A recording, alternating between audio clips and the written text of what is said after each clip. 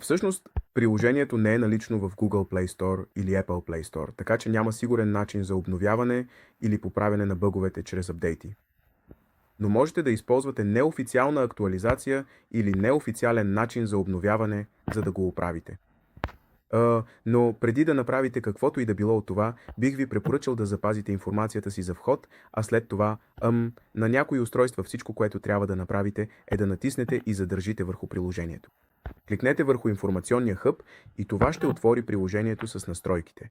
И в приложението с настройките всичко, което трябва да направите е да натиснете върху съхранение. Там, където има данни или кеш, първо изчистете кеша, след това опитайте да влезете отново и ако все още имате същия проблем, върнете се и изчистете и данните и кеша и опитайте пак.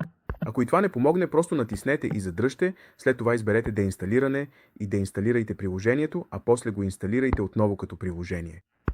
Както казах, това приложение не е налично в Google Play Store или Apple Store.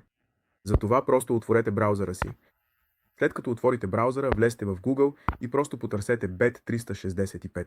Добре, след като потърсите Bet365, всичко, което трябва да направите, за да получавате постоянни или най-нови актуализации, е да влезете в техния уебсайт. Те имат официален уебсайт, който е bet365.com. Продължете и кликнете върху него, когато се зареди.